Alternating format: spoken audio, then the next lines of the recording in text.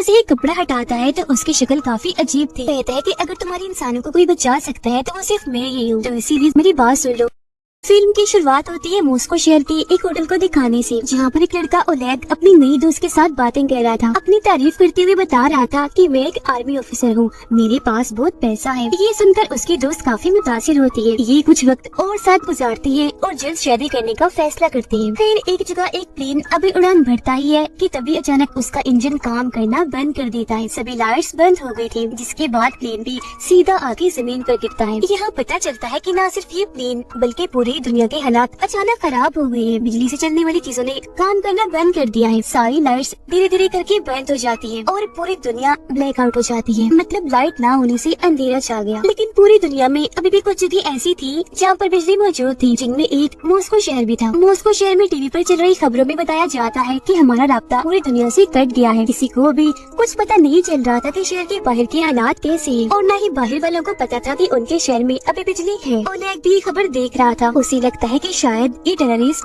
दहशतगर्दों का हमला है। फिर अब जहाँ लाइट नहीं थी उन सारी जगहों को ब्लैकआउट एरिया, और जिन जिन जगहों पर लाइट्स थी उन्हें लाइट एरिया का नाम दे दिया जाता है। मॉस्को की गवर्नमेंट ब्लैकआउट एरिया की सूरत हाल का जायजा लेने के लिए बहुत सारे ड्रोन कैमरास वहाँ भेजती है, लेकिन रास्ते में सारे के सारे ड्रोन अजीब तरीके से गायब हो जाते हैं। जब सोल्जर्स वहाँ पहुँचते हैं तो वहाँ के हालात देखकर दंग रह जाते हैं। दरअसल जब ब्लैकआउट हुआ तो यहाँ की सब जानदार चीजें जैसे कि डॉग्स, बिल्लियाँ, मछलियाँ, यहाँ तक के इंसान भी बड़े अजीब तरीके से मारे गए हैं। हर जगह लाशें बिखरी पड़ी थी। लग रहा था जैसे कुछ ही पल में ये पूरी जगह कब्रिस्तान बन गई हो। सोल्जर्स अभी छानबीन कर ही रही थी कि तभी एक अनजान आदमी एक सोल्जर पर हमला कर देता है। उसे पूरी तरह जख्मी करने के बाद उसके हथियार लेकर बड़ी स्पीड में वहाँ से भाग जाता है। सब उस पर गोलियां भी चलाती हैं, लेकिन उसे कुछ फर्क ही नहीं पड़ रहा था। एक भी गोली उसे नहीं लगती, बस भागता ही जा रहा था। ये देखकर सभी सोल्जर्स को काफी हैरानी हुई। वो अंदाजा लगा लेते हैं कि ये आदमी कोई आम इंसान तो नहीं लग रहा, और अगर ये सच में कोई आम इंसान नहीं है तो बहुत खतरे की बात है। और अब ऐसे ही एक महीना गुजर गया। किसी को भी हालात के बारे में पता नहीं चला कि ऐसा कैसे हुआ। अब हम एक लड़के को देखते हैं जो ओलेग का दोस्त है। वो भी एक सोल्जर था, अपनी बूढ़ी माँ के साथ रहता था। उनकी हालत ठीक नहीं थी, पर जैसे उसे आर्मी का खत मिलता है वापस आने के लिए, दिल पर पत्थर रख के वो मिशन के लिए निकल जाता है। फिर सभी सोल्जर्स को इकट्ठा करके कैप्टन उन्हें बताती है कि ब्लैकआउट एरिया से हमें जो लाशें मिली थी उन सबको लैब में हमने टेस्ट करने के लिए भेजा था। रिपोर्ट के मुताबिक उन सब की मौत एक जहर की वजह से हुई, जो जहर उन्हें दिया नहीं गया था बल्कि उनके जिस्म ने खुद बनाया। ऐसा उन्होंने अपनी मर्जी से भी नहीं किया, बल्कि किसी अजीब चीज ने उनके जिस्मों को ऐसा करने पर मजबूर किया। और अब जैसे ही रात होती है सोल्जर्स की टीम ब्लैकआउट एरिया में जाने के लिए निकलने लगती है। इनमें ओलेग भी शामिल था, जो देखता है कि मेरी नई दोस्त इन्हें जिसके साथ उसकी शादी होने वाली थी वो भी जा रही थी, क्योंकि वो एक डॉक्टर थी। वहाँ पहुंचकर ये लोग आपस में बात कर ही रही थी कि तभी इमरजेंसी अलार्म बजने लगता है। सारे सोल्जर्स जल्दी से अपनी अपनी पोजीशंस के मुताबिक जंगल की तरफ गन पॉइंट करके खड़े हो जाते हैं। कैप्टन उन्हें बताती है कि जंगल में से जानवर तेजी से उनकी तरफ बढ़ रहे हैं। सारे एक ही तरह के जानवर हैं, जिनका साइज काफी बड़ा है। और फिर अगले ही पल वो जानवर सोल्जर्स पर झपट पड़ते हैं। बुरी तरह हमला कर दिया था। सोल्जर्स भी अपने बचाव में अंधाधुंध गोलियां चलाने लगते हैं। अगली सुबह बहुत बुरे हालात दिखाए जाते हैं, क्योंकि बहुत सारे सोल्जर्स मारे गए थे। वो लोग देखते हैं कि हमला करने वाले जानवर जंगली भालू थे, पर उन लोगों को ये समझ नहीं आ रही थी कि भालुओं ने झुंड बनाकर हमला क्यों किया, क्योंकि वो कभी भी ऐसे नहीं करते। ओलेग भी हमले में जख्मी हो गया था। उसकी दोस्त क्योंकि डॉक्टर थी उसका इलाज कर रही होती है। अब शहर के एक हॉस्पिटल में एक लड़का दाखिल था। वो बेड पर लेटा था। उसकी तबीयत अचानक खराब होने लगी। दरअसल जब से ब्लैकआउट हुआ उसके साथ तभी से अजीबोगरीब हो रहा था। उसे बहुत सी अनजान लोगों की आवाजें सुनाई देती थी। एक आदमी जिसके बाल नहीं थे हमेशा उसे तंग किया करता था। असल में ब्लैकआउट के होते ही इस लड़की के पास सुपर पावर्स आ गई थी। उसके पास अलग ही तरह की ताकतें थी। उसकी आंखें जैसे ही खुलती है अपने सामने वो एक लड़के को पाता है। लड़का उसे बता रहा था कि मैं तुम्हारा दोस्त हूँ, जरूरी जानकारी तुम्हें देने आया हूँ। दरअसल ये जो हालात पूरी दुनिया में हुए हैं वो अजीब तरह की लहरों के हमले की वजह से हुए हैं। ये 3 तरह की लहरें हैं। पहली लहर में सभी बिजली से चलने वाली चीजें खराब हुई, दूसरी लहर में सभी जानदार चीजों का खात्मा हुआ, और तीसरी लहर से तो सबसे ज्यादा तबाही होगी, क्योंकि इसमें ये खतरनाक लहरें यहाँ के लोगों को पपेट कठपुतलियां बनाकर इस्तेमाल करेगी, अपने कंट्रोल में करके अपने ही लोगों पर हमला करवाएगी। जिसका मतलब था कि ब्लैकआउट एरिया में अभी भी लोग जिंदा बचे थे। अब उस बीमार लड़के को उसकी कुछ समझ नहीं आई, उल्टा वो घबरा गया था। गार्ड को आवाज लगाता है ताकि वो इस लड़के को यहाँ से बाहर निकाले, लेकिन जब गार्ड अंदर आती है तो उन्हें वहाँ कोई भी दिखाई नहीं देता, क्योंकि वो तो अपने दिमाग में ही उससे बात कर रहा था। जिस्मानी तौर पर वो कमरे में मौजूद था ही नहीं। इन सब हालात और अपने कंट्रोल में न होने की वजह से नाइट एरिया के लोग सड़कों पर निकल आते हैं, हर तरफ तोड़फोड़ करके तबाहियां मचा रहे थे। यहाँ तक कि सोल्जर्स पर भी हमला करने लगते हैं क्योंकि उन्हें लग रहा था कि ये सब गवर्नमेंट की कोई चाल है। उधर आर्मी कैंप में सोल्जर्स के अलग अलग ग्रुप बना दिए जाते हैं। इनमें एक ग्रुप ओलेग का था और एक उसके दोस्त का था। ब्लैकआउट एरिया के हालात बहुत खराब थे, सब कुछ तहस नहस हो गया था। पुल पूरी तरह टूट गया था क्योंकि प्लेन तबाह होकर पुल पर ही गिरा था। दूसरी बिल्डिंग्स भी तबाह हो गई थी। पहले भेजी गई आर्मी की हेलीकॉप्टर, टैंक्स और गाड़ियाँ खिलौनों की तरह टूट के बिखरी पड़ी थी। ओलेग का दोस्त अपने साथियों के साथ एक टाउन में पहुंचता है। उनके साथ एक रिपोर्टर भी आई थी। सभी टीम्स के सोल्जर्स अपने अपने एरिया की छानबीन कर रही थी। ऐसे कुछ दिन गुजर जाते हैं पर ना तो इन्हें कोई इंसान दिखता है और ना ही उनकी लाशें। अब पावर्स वाला लड़का जब एक जगह पर बैठा हुआ था तो तभी उससे मिलने एक आदमी आया जिसका नाम आईडी था। इसने पहले तो अपना मुंह छुपाया हुआ था पर जैसे ही कपड़ा हटाता है तो उसकी शक्ल काफी अजीब थी, बाकी जिस इंसानों जैसा ही था। वो बताता है कि मैं इंसान नहीं हूँ बल्कि इंसानों जैसा दिखने वाला एलियन हूँ। तुम्हारे सुपर पावर्स को कोई इस्तेमाल करके पूरी दुनिया में ये सब कुछ कर रहा है और उस इंसान की मैं खोज कर रहा हूँ। और वो आदमी, वो विलन और कोई नहीं बल्कि मेरा भाई है, मेरी ही तरह एलियन है। और जब ब्लैकआउट हुआ था तुम ब्लैकआउट एरिया और लाइट एरिया के बीच में फंसे हुए थे। यही वजह है कि आज ये ताकतें तुम्हारे पास है। लड़का कुछ समझ पाता है इससे पहले कैप्टन और उनके सोल्जर्स वहाँ पर आ जाते हैं। आईडी पर गन तान देते हैं लेकिन चालाक आईडी कैप्टन के सोल्जर्स के दिमाग को अपने कंट्रोल में कर लेता है, जिससे सोल्जर्स को कैप्टन दिखने लग जाता है आईडी और आईडी दिखने लगा था कैप्टन। मतलब रूप बदल के दिखने लगे थे, जिससे होता ये है कि सारे सोल्जर्स असली वाले कैप्टन पर ही गन तान देते हैं। आईडी कैप्टन को कहता है कि अगर तुम्हारे इंसानों को कोई बचा सकता है तो वो सिर्फ मैं ही हूँ, तो इसीलिए जरा शांत होकर मेरी बात सुन लो जो मैं बताना चाहता हूँ। ये सुनकर कैप्टन उसे इंक्वायरी रूम में ले जाती है। आईडी उसे बताता है जैसे आप लोग अपनी इस प्लेनेट जमीन पर रहती हो, हम भी ऐसे ही अपने प्लेनेट पर रहते हैं। हमारी ये खूबी है,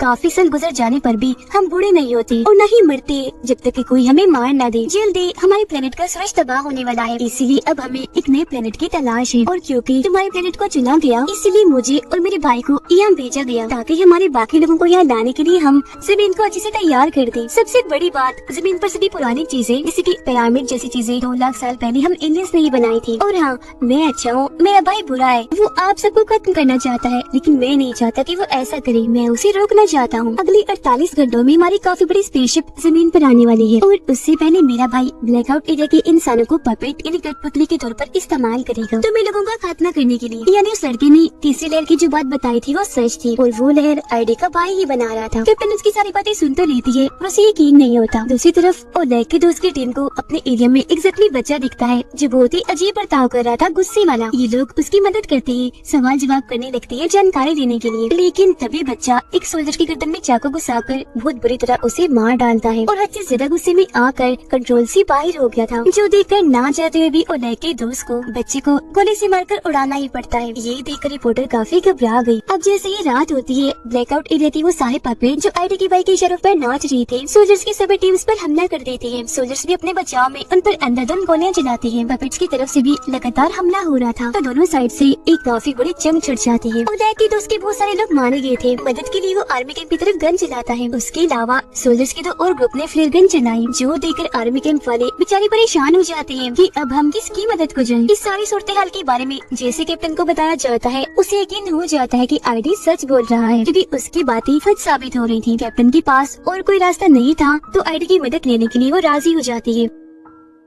आईडी कैप्टन को कहता है कि मेरे भाई को ढूंढने के लिए हमें पावर्स वाले लड़के की जरूरत पड़ेगी। मेरे भाई को मारते ही मैं सभी इंसानों के पपेट को कंट्रोल करके रोक दूंगा। फिर कैप्टन आईडी को लेकर आर्मी बेस पर पहुंचती है। उधर अचानक से ओलेग के दोस्त की टीम पर बड़ा हमला हुआ जिसमें एक एक करके सारे सोल्जर्स मारे जाते हैं। सिर्फ 2 ही लोग बचते हैं, ओलेग का दोस्त और रिपोर्टर। पपेट की तादाद काफी ज्यादा थी, इसीलिए वो बाकियों के पास जाने की कोशिश करते हैं ताकि साथ मिलकर उनका सामना कर सके। आईडी पावर्स वाले लड़के को ध्यान लगाने का कहता है, मतलब ख्याल देखने में उसकी मदद कर रहा था ताकि लड़का ये देख सके कि आईडी का भाई कहाँ है। कुछ देर की मेहनत के बाद उसकी लोकेशन पता चली जाती है, जो एक काफी बड़ी बिल्डिंग की छत थी और वहीं से वो सारे पपेट्स को कंट्रोल करके सब करवा रहा था। वो निकल ही रही थी कि तभी उन्हें पता चलता है कि पपेट्स ने लाइट एरिया पर भी हमला कर दिया है, जिसका मतलब था कि तीसरी लहर का असर शुरू हो गया है। तो इसीलिए वक्त को बर्बाद ना करते हुए कैप्टन आईडी के साथ वहाँ के लिए निकलने लगी। पावर्स वाला लड़का आईडी को कहता है कि मुझे तुम्हारे भाई ने देख लिया है, वो मुझे मार डालेगा, तो प्लीज मुझे भी अपने साथ ले चलो। आईडी जवाब देता है कि नहीं, तुम इधर बेस में ही महफूज हो, वहाँ तुम्हारी जान को खतरा है, यही रहो। ये कहने के बाद वो कैप्टन के साथ निकल जाता है। वो लोग बेस से अभी थोड़ा दूर आए ही थे कि आईडी के भाई को पावर्स वाले लड़के की लोकेशन पता चल जाती है, यानी कि इस वक्त वो आर्मी बेस में है। उसे मरवाने के लिए वो अपने बहुत सारे मिसाइल भेजता है। बेस के सोल्जर्स मिसाइल को रोकने की कोशिश करते तो है, पर कोई फायदा नहीं होता क्योंकि वो बहुत ही ज्यादा थे और कैप्टन की आंखों के सामने ही उनकी पूरी आर्मी बेस तबाह हो जाती है। बदकिस्मती से सभी सोल्जर्स पावर्स वाला लड़का सब मारे जाते हैं। ये देखकर कैप्टन को बहुत गुस्सा आया और दुख भी हुआ। वो आईडी पर गन तान देती है, कहती है कि तुम ये सब पहले से ही जानती थी, है ना? तो फिर उस लड़के को वहाँ छोड़कर ये घटिया हरकत क्यों की? आईडी कहता है कि सिर्फ हमें कुछ लोग ऐसे हैं जो बाकी इंसानियत को बचा सकते हैं, और वैसे भी मेरे भाई को पावर्स वाले लड़के की लोकेशन पता चल ही जानी थी, और अगर हम उसे साथ रखते तो अब तक हम भी मारे गए होते। इसीलिए मजबूरन मुझे ये कदम उठाना पड़ा। अगली सुबह ओलेग को अपना दोस्त और रिपोर्टर मिल जाते हैं। एक दूसरे को जिंदा पाकर दोनों बहुत खुश थे, गले मिलते हैं। बाद में कैप्टन भी अपने सोल्जर्स के साथ यहाँ उनके साथ शामिल हो गई और अब वक्त को बर्बाद ना करते हुए ये सभी उस बिल्डिंग के लिए निकल जाते हैं जहाँ पर आईडी का भाई सब पपेट्स को कंट्रोल कर रहा था, लेकिन रास्ते में वो पपेट्स इनका रास्ता रोकने की कोशिश करती है। सोल्जर्स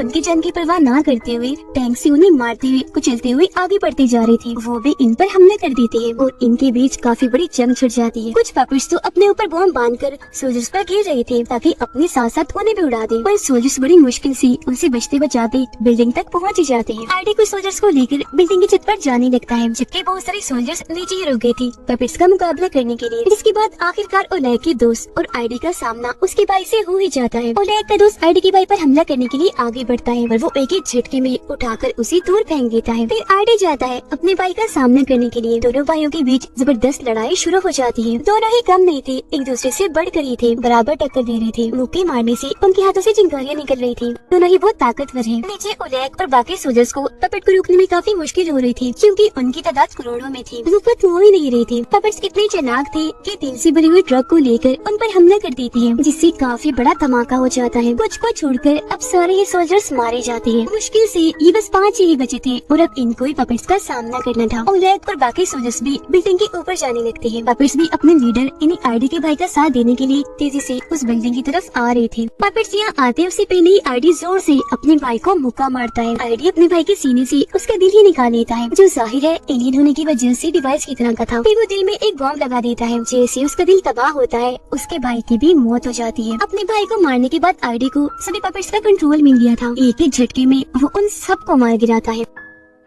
अब वो सारे लोग जो जिंदा बचे थे इस जंग में जीत तो गए थे, पर उन्हें कोई खुशी नहीं थी क्योंकि वो जंग ही ऐसी थी जो जिंदा बचे थे, जबकि करोड़ों की तादाद में बेगुनाह लोग सड़कों पर मरे पड़े थे। कीड़े मकोड़ों की तरह पूरी ही दुनिया का दिल हिला देने वाला सीन था। आईडी सबको बताता है कि इंसानों में प्यार और रहम नहीं है। तुम बहुत ही खुदगर्ज हो, सिर्फ अपने बारे में ही सोचते हो। यही वजह है कि मेरा भाई तुम सबको मारना चाहता था ताकि एलियंस यहाँ सुकून से रह सके, लेकिन मेरा मकसद कुछ और ही था। और अब यहाँ वो सबसे बड़ा राज खोलता है कि मैं इंसानों की मदद इसलिए करना चाहता था ताकि इंसान मुझे अपना मसीहा समझ ले, यहाँ तक कि अपना गॉड समझने लगे। तब लड़का गुस्से में आईडी से कहता है कि तुम सब कुछ पहले से ही जानते थे, तो फिर ब्लैकआउट होने से क्यों नहीं रोका? आईडी जवाब देता है कि अगर मैं वो रोक देता तो किसी के भी दिल में मौत का डर ना होता, मेरी बात का कोई भी यकीन ना करता। और वैसे भी तुम लोग काफी हो आबादी बढ़ाने के लिए, जिन सबका मसीहा गॉड मैं हूँ। अगर बाकी लोग मर भी गए तो मुझे परवाह नहीं, जिसका मतलब था कि ये भी अच्छा नहीं है। शुरू से अब तक ये बस अपना ही फायदा देखता आ रहा है। ये सुनकर सब लोगों को बहुत गुस्सा आने लगा। ओलेग की दोस्त उस पर गन ही तान देती है। तब ओलेग का दूसरे दोस्त उसे ये कहते हुए मना कर देता है कि गन नीचे करो, इसके जैसे लाखों आ रही है, इसे मारोगी तो उन बाकियों को कैसे रोकोगी? इसका जिंदा रहना बहुत जरूरी है। वो बात कर ही रही थी कि तभी लड़का चाकू से आईडी पर हमला कर देता है, लेकिन आईडी को ये बात पता चल गई थी। उसने लड़के के दिमाग को कंट्रोल में किया, जिससे उसने आईडी की बजाय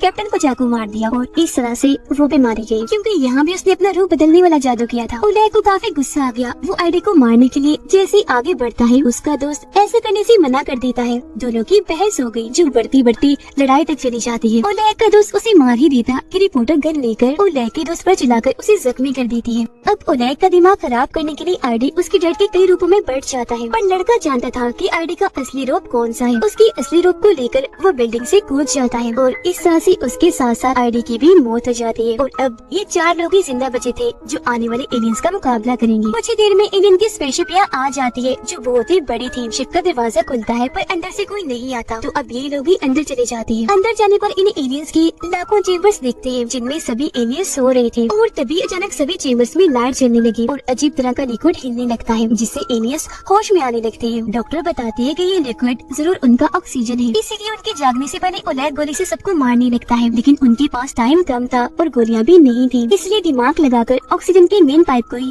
हथौड़े से तोड़ देती है, जिससे होता ये है कि वो सारे एलियंस जागने से पहले ही मारे जाते हैं। अब बस कुछ चेम्बर्स बचे थे, जिनमें उन्हें एलियंस के मासूम बच्चे दिखते हैं। इन्हीं आईडी की बात याद आती है कि इंसान में प्यार और रहम नहीं, और क्योंकि इस तरह के इंसान वो बनना नहीं चाहते थे, इसलिए एलियंस के बच्चों को कुछ नहीं करते, छोड़ देते हैं। कुछ ही देर में एलियंस के सारे बच्चे अपने अपने चेम्बर से बाहर आ जाते हैं, जो सारे आईडी जैसे ही लग रहे थे। वो बच्चे इसलिए अब कोई खतरा नहीं था। और इसी के साथ ये फिल्म इधर ही खत्म हो जाती है।